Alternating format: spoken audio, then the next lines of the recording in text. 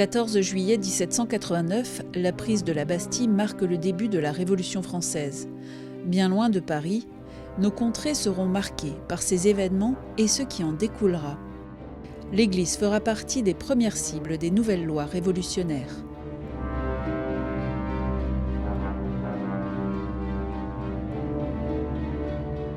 À la suite des événements révolutionnaires, les biens du clergé sont mis à la disposition de la nation par le décret du 2 novembre 1789. Et les curés, moines et vicaires sont traités par les tout nouveaux districts de Sarreguemines et de Bitche comme des fonctionnaires publics avec salaire. Par les nouveaux décrets de novembre 1790 et novembre 1791, ces membres du clergé sont obligés de prêter le serment, la constitution civile du clergé, approuvant le schisme avec le Vatican. Finalement, pour exemple, seul le curé de l'église d'Obergalbach, où nous nous trouvons, approuvera ce schisme. Beaucoup d'autres émigreront en Allemagne. Certains seront guillotinés, tel le curé de Hambach. D'autres même seront déportés, tel un moine de l'abbaye de Stößelbronn. Le clergé, très réfractaire, constitue finalement un obstacle irréductible. Mais les habitants, eux aussi, n'adhèrent pas à cette nouvelle idéologie mise en place sur l'ensemble du territoire. On les traite même de fanatiques.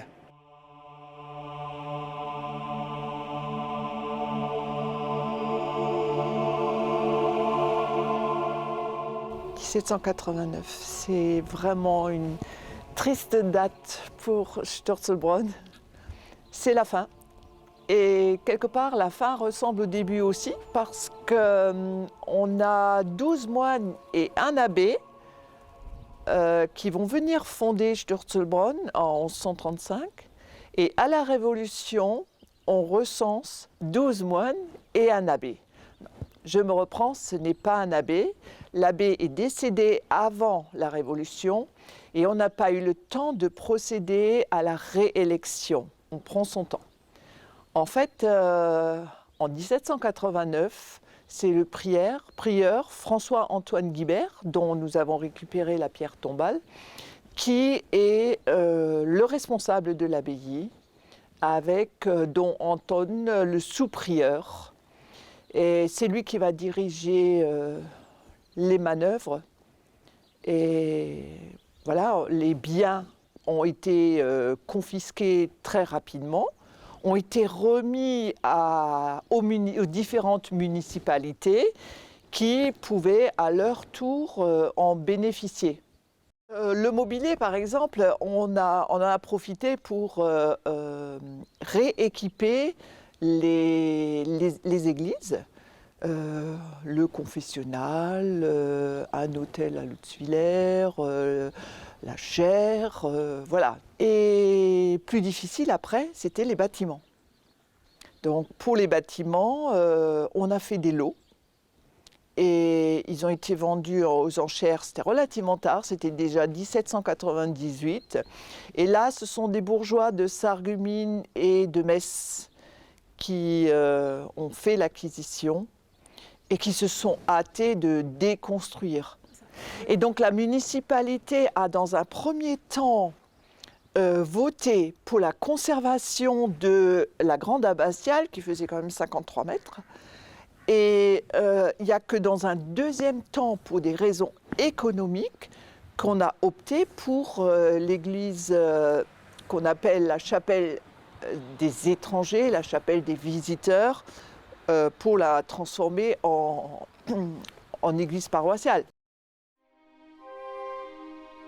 Alors pour Stößelbronn actuel, nous avons un clocher qui n'était pas utile à l'époque des moines puisqu'on n'avait pas de vocation pastorale, on avait un petit clocheton. Et nous trouvons là la porte intérieure de notre église paroissiale, c'était la porte de l'église avant la Révolution. Après la mort de Louis XVI, la France n'a plus de roi, mais il y a toujours un roi dans le cœur des cisterciens, le Christ roi règne sur la France.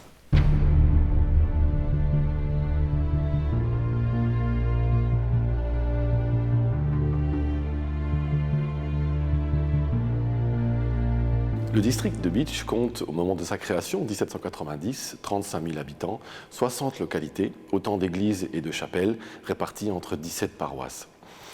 Face au changement annoncé par la Révolution, les ecclésiastiques qui exercent leur ministère vont de façon majoritaire adopter des positions hostiles. L'un d'entre eux va pourtant se distinguer. Il s'agit du curé d'Obergeilbach, la paroisse à l'extrémité ouest du district de Bitche. Jean-Pierre Schmitt, c'est le nom du curé, se montre relativement favorable aux idées de réforme de la Révolution, ce qui lui vaut, dans un premier temps, d'être nommé électeur à l'Assemblée qui désignera les administrateurs du district. Il sera ensuite administrateur lui-même et finalement président du Conseil général du district de Bitche. Ses convictions vacillent pourtant lors du décret de la constitution civile du clergé en juillet 1790 et surtout lorsqu'il est contraint d'y prêter serment. Il s'exécute pourtant en 1791, malgré ses précédentes déclarations et surtout la condamnation du pape, et il devient donc l'unique jureur ou prêtre constitutionnel du district de Bitche. L'histoire du curé d'Obergeilbach ne s'arrête pas là, la Révolution se poursuit. En avril 1792 éclate la guerre et la France tombe dans un régime de terreur dans lequel les ecclésiastiques sont persécutés. Les Prussiens font une percée dans le territoire français au nord de Bitche, menaçant directement la forteresse, qu'ils tentent vainement de prendre d'assaut dans la nuit du 16 au 17 novembre. Dans leur retraite, les Prussiens emmènent une quarantaine d'otages, des notables, parmi lesquels un certain Jean-Pierre Schmitt, administrateur du district de Bitche. Le curé d'Obergeilbach ne réapparaîtra jamais, ce qui le sauvera de la guillotine, car il faisait aussi partie de la liste des administrateurs du district de Bitche qui devaient être condamnés pour avoir voté une motion en faveur du roi suite à l'attaque du palais des Tuileries.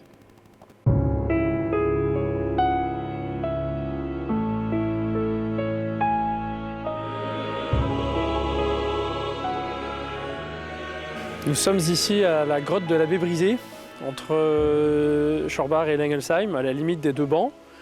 On voit une croix encore aujourd'hui au-dessus de la grotte qui rappelle que cette grotte a une dimension religieuse parce que pendant la Révolution, l'abbé Brisé, un prêtre du diocèse de Metz, a trouvé refuge ici d'après la tradition. Les habitants des villages alentours venaient le trouver ici.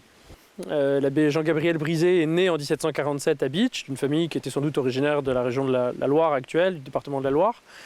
Près du diocèse de Metz. Il a été longtemps, pendant près de 20 ans, vicaire à Barst, près de Saint-Avold. Ensuite, un petit peu à côté, à Frémestroff. Et là, la Révolution éclate. Le vicaire de Schorbach, l'abbé Michel Berger, a tenu aussi longtemps qu'il pouvait, mais la persécution s'accentuant à partir de 1790, à partir de 1791, quand les prêtres qui n'avaient pas prêté le serment à la constitution civile du clergé ont été pourchassés. L'abbé Michel Berger s'est exilé, a quitté la région, il a disparu. Et donc pendant 3 années, Schorbach et Lengelsheim, qui dépendaient à ce moment-là de ce même vicaire, étaient sans prêtre. Alors on ne sait pas trop s'il a été nommé. En tout cas, l'abbé Brisé, à partir de 1795, commence à signer des actes dans la région. Donc la tradition nous dit que c'est ici qu'il avait une sorte de repère. Alors que c'était très difficile, alors qu'il était caché, sans doute pourchassé, il a tenu un registre où il notait bien les sacrements qu'il administrait, les baptêmes. Donc des personnes venaient avec des enfants qui venaient de naître ici, en risquant eux-mêmes. Lui, il risquait, mais eux-mêmes risquaient pour leur vie. Il mariait des personnes, il régularisait même des mariages qui n'avaient pas pu être célébrés depuis les quelques années de persécution. Il apportait les derniers sacrements aux mourants. On sait qu'à un moment, il a dû fuir. Peut-être qu'il avait été repéré quelque peu, ou on avait mis un peu la lumière sur lui. Il s'est exilé du côté de Würzburg, dans le nord du Bade-Württemberg, à la limite de la Bavière. Et quelques mois après, il est de retour ici et ça recommence. En 1802, le Concordat est signé. Et là, étonnamment, alors qu'il était surveillé et que le sous-préfet en 1802 le critique encore pour son attitude contre-révolutionnaire, c'est un fanatique, et pourtant il devient le premier curé officiel, le premier curé concordataire de Schorbach. Il ne restera pas très longtemps, parce que dès 1804, il devient ensuite curé de Groß-Rederschein, où il restera jusqu'à sa mort, en 1814, avec des petites tensions régulières, parce qu'évidemment, Il est monsieur le curé, il se permet des choses, il se permet d'attaquer telle ou telle personne en chair s'ils ont fait des choses qui ne conviennent pas. Et donc voilà, il y a quelques tensions. Et finalement, voilà, il restera dans le Beach Hammam jusqu'à sa mort et il mourra en 1814 à Groot Redersham. Ici, on se trouve au Sekamonsek. Sekamonsek, on se dit, c'est quoi ce nom un peu bizarre pour un petit bout de quartier là, à Calouze. En fait, c'est le lieu du sacrement. C'est ici qu'officiait, selon les dires des anciens, le curé Gap, Antoine Gap, qui avait été curé à partir de 1790. En fait, il est devenu diacre en 1790 et le 24 septembre 1991, il est devenu curé, ou prêtre plutôt. Et il était prêtre à Trèves à cette époque-là, puisqu'il avait suivi donc, l'évêque de Metz, de Montmorency-Laval. Il l'avait suivi à Trèves, comme il ne voulait pas jurer pour la Révolution. Donc il revient dans la région, comme prêtre donc, sauf que évidemment, comme il n'a pas juré, les révolutionnaires veulent l'attraper. En particulier, le sous-préfet de Sarreguemines envoie régulièrement des troupes pour essayer de l'attraper. Dans sa maison familiale, il y a une cache dans un double fond d'une armoire. Et donc, il réussit souvent à s'échapper. Et comme il tourne dans toute la région, il fait donc des messes clandestines, dont apparemment dans cette maison, puisque les églises ne sont pas libres. Il fait des messes dans les maisons des villages, et en particulier donc ici. Il est très connu parce que il devient curé officiellement de Calouze en 1802, mais à partir de 1803, il est envoyé à Hautevillers, et c'est à Hautevillers qu'il se rend compte que le manque d'instruction, et d'instruction religieuse, l'oblige à ouvrir une école pour les filles. Et ensuite, à partir de 1821, il est à Hombourg-l'Évêque, à l'époque, et donc il ouvre sa première école pour les filles, qui deviendra plus tard l'école de Peltre, les Sœurs de Saint-André de Peltre.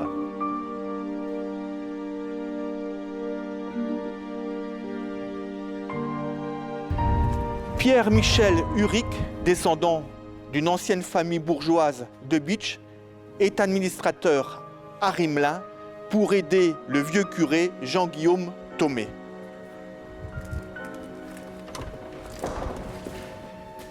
Pierre-Michel Huric est un farouche adversaire de la Révolution, connu pour cela dans le pays de Bitche et le pays de Sarreguemines. La municipalité de Rimelin est même obligée de le dénoncer car il refuse, lors des messes, comme l'impose pourtant la loi, de lire les dernières lois votées par l'Assemblée nationale. Nouvelle mise en demeure 3 mois plus tard par le procureur général du département. Que nenni!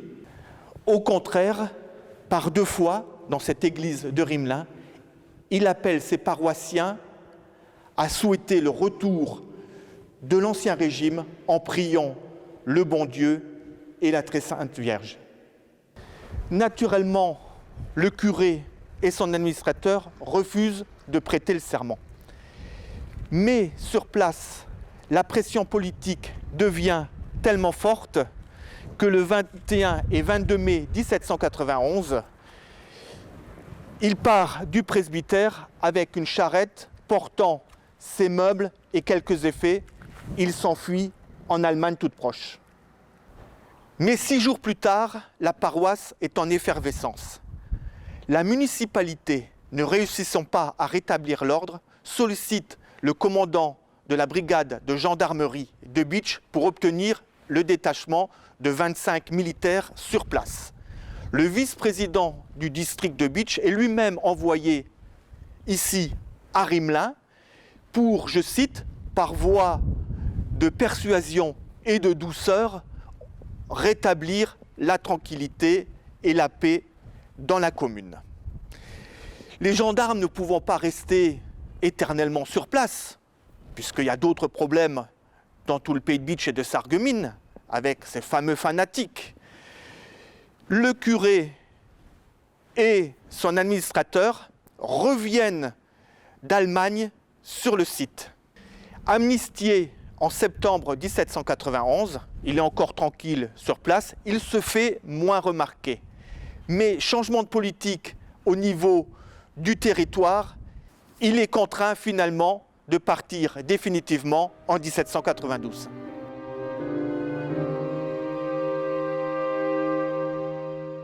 Après le concordat signé en 1802, la paix revient entre l'Église et l'État.